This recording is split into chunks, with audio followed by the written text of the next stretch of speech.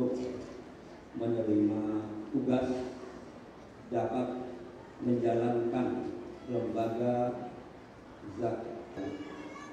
Alhamdulillah pada hari ini saudara-saudara sudah disaksikan. Alhamdulillah, assalatu wassalamu ala rasulullah wa ala alihi wa sahbihi wa mawala wa hala wa la quwata illa billah amma ba'du. Yang kami hormati jajaran Dewan Pusat dan Lajnah Tanfiziah Syarikat Islam Indonesia, yang kami hormati Kepala Dinas Islam Kementerian Agama Republik Indonesia, yang kami hormati Bapak Dr. Haji MS Aban MSI, yang kami hormati para tamu undangan dan perwakilan dari ormas-ormas Islam, dan para hadirin kaum syarikat Islam Indonesia dari berbagai wilayah dan cabang yang berbahagia, dan saling bersilaturahim dalam rangka acara halal bihalal. Dan pada kesempatan yang berbahagia ini, izinkan saya zakat sebagai akar kebangkitan ekonomi umat.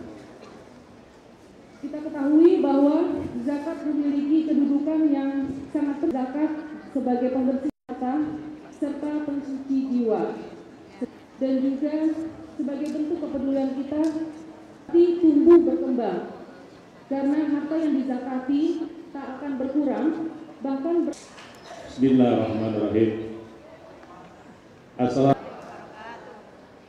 Alhamdulillahil malikal mulki tu'til mulka man tasya wa tanzi'ul mulka mimman tasya wa tu'izzu man tasya wa tuzillu man tasya bi yadikal khair innaka ala kulli syai'in qadir. Asyhadu an la ilaha illallah wahdahu la syarika lah wa asyhadu anna Muhammadan abduhu wa rasuluh. Allahumma shalli ala sayyidina Muhammad wa ala ali sayyidina Muhammad wa ala alihi wa sahbihi ajmain, amma ba'd.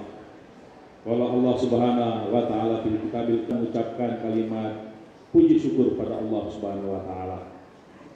Kita memuji Allah karena Allah masih memberikan hidayah iman kepada kita.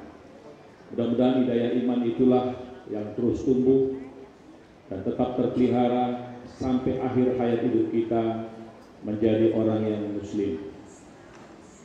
Juga mari kita semua senantiasa bersalawat dan salam kepada Nabi kita Muhammad Rasulullah SAW.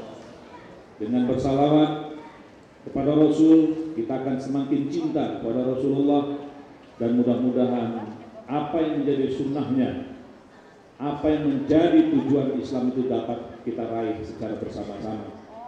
Sebagaimana tadi kita dengar, coba ibu-ibu, jangan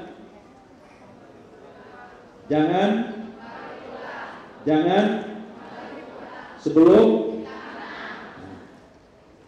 karena saya diberikan kesempatan saling ingat mengingatkan. Simbol itu sudah ada sejak 106 tahun yang lalu dikibarkan, mewujudkan cita-citanya kepada bangsa Indonesia. Kita sekarang hidup dalam satu zaman, satu era yang sedang mengalami perubahan-perubahan yang sangat luar biasa. Perubahan yang ada sekarang ini, perubahan yang jauh dari harapan yang diinginkan. Dari segi lingkungan hidup, zahral fasada fil barri wal bahri bima kasabat aidinas. Gunung Sibaya sekarang setiap hari hampir 5.000 kali anak bergoyang. Itu saya katakan batuknya alam. Batuk terus-menerus sakit nggak?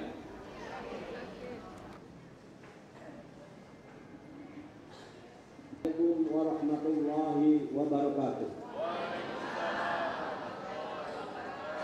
Alhamdulillahi arsala rasulahu bil huda wa dinil haq liyudhhirahu ala dini kulli wa kafa billahi syahida.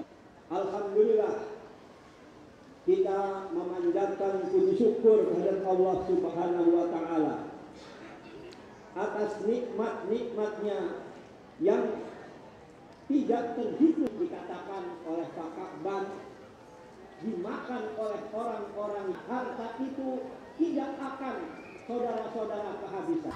Assalamualaikum warahmatullahi wabarakatuh. Alhamdulillah kami kaum Syarikat Islam Indonesia yang sekarang syarikatnya Islam ditambah Indonesia, karena kita tunjukkan bahwa kita serius untuk memperhatikan Indonesia. Dan hari ini adalah ulang tahun yang ke-106. Syarikat Islam dulu pada abad ke-20 mengantarkan Indonesia merdeka. Sekarang Indonesia sudah merdeka, tetapi kemerdekaannya belum sejati. Maka dalam abad 21 ini kami ingin mengantarkan Indonesia sampai kepada kemerdekaan sejati. Kenapa tidak sejati? Ya karena Indonesia rusak oleh orang-orang kita sendiri. Karena lupa kepada Piagam Jakarta, lupa kepada Undang-Undang Dasar 45, malah di amandemen yang kadang-kadang menjauhkan dari semangat proklamasi 17 Agustus 45. Jadi kemerdekaan sejati ini adalah kelanjutan perjuangan kemerdekaan agar bangsa Indonesia bukan sekedar merdeka dengan proklamasi negara, tetapi kita merdeka yang sejati. Rakyatnya tidak ada perhambaan, tidak ada pembodohan, tidak ada penekanan. Itulah kemerdekaan sejati. Dasarnya adalah iman ketuhanan yang Maha Esa, merdeka itu, kemudian persaudaraan dan persamaan. Atau urutannya kemerdekaan, pemenang sendiri. Kalau orang Indonesia menolong bangsa Indonesia, sesungguhnya kita semuanya yang menang. Tetapi kalau kita mementingkan diri sendiri, maka sebagian bangsa Indonesia diinjak oleh orang lain yang hanya mencari keuntungan di Indonesia. Pak, kalau untuk mengenai masalah terorisme yang makin ini marak di Indonesia dengan ajaran-ajaran sesat dalam Islam itu, syariat Islam sendiri, Indonesia sendiri gimana Pak menurut Bapak? Itu terorisme itu pada dasarnya dalam Islam tidak ada. Karena itu kenapa kita menggunakan syarikat Islam Indonesia, supaya tahu kita tidak berjuang menggunakan cara-cara yang semacam itu. Kita berjuang dengan jiwa syarikat Islam yang sesungguhnya untuk kepentingan Indonesia. Karena terorisme itu pada dasarnya tidak ada dalam Islam. Ya, tindakan yang radikal, yang teroris itu pada dasarnya tidak baik. Kita harus kepahaman yang harus kita tasamuh. Akhirnya perang tidak habis-habisnya. Saya kira cara yang bijaksana perlu dilakukan. Oke, makasih Pak. Sekarang Pak MS Kaban sendiri Pak, gimana Pak dengan halal bihalal dan ulang tahunnya Syarikat Islam Indonesia yang sudah yang sudah lebih dari 100 tahun ini, menurut Bapak pendapatnya Pak? Ya, saya kira kehadiran Syarikat Islam itu bagian yang tidak bisa terpisahkan terhadap kemerdekaan Indonesia. Jadi Syarikat Islam Indonesia itu harus diberi peluang, harus diberi tempat sesuai dengan pengorbanan yang pernah diberikan untuk merebut kemerdekaan dan membangun Indonesia ini. Oleh karena itu dalam hal ini maka pemerintah itu wajib untuk memberikan perhatian, karena siapapun yang memiliki sharing di dalam memperjuangkan Indonesia, mereka harus dapat diberikan kesempatan untuk lebih dapat berkarya, memberikan sumbangan untuk mewujudkan apa yang menjadi cita-cita kemerdekaan Indonesia. Saya kira itu. Pak, untuk melihat isu di luar dari SNI ini tentang reshuffle kabinet dari pemerintah SBY sendiri, Bapak sebagai bekas mantan menteri itu melihat reshuffle kabinet saat ini gimana sih Pak? Ya, saya sebenarnya tidak tertarik ya dengan reshuffle, karena saya lihat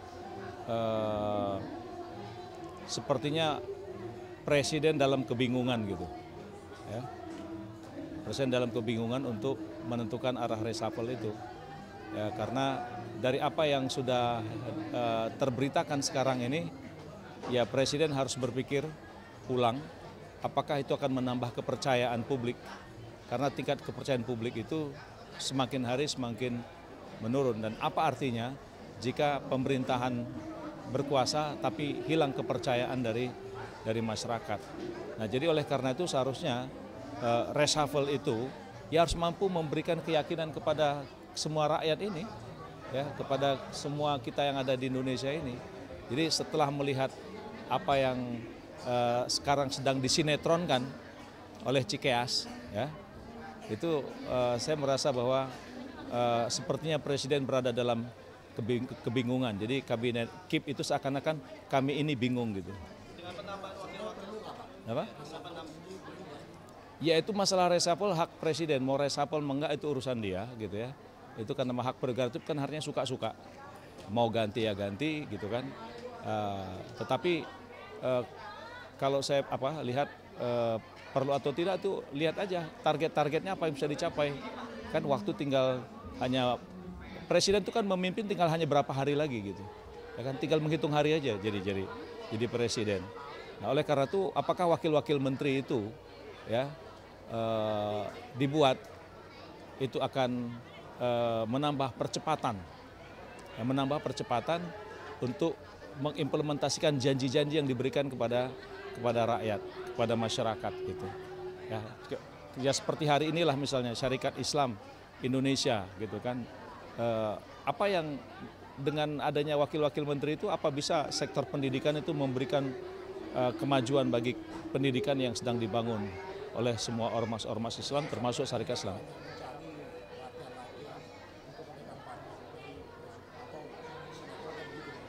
Iya, jadi saya bilang bahwa sekarang ini sudah lebih pada acting sinetron, ya, karena terus diayun-ayun, ya, digantung-gantung, sehingga membuat klimaks gitu. Ya, saya pikir ini kalau nanti hasil komposisinya itu tidak menimbulkan keyakinan masyarakat, ya kan?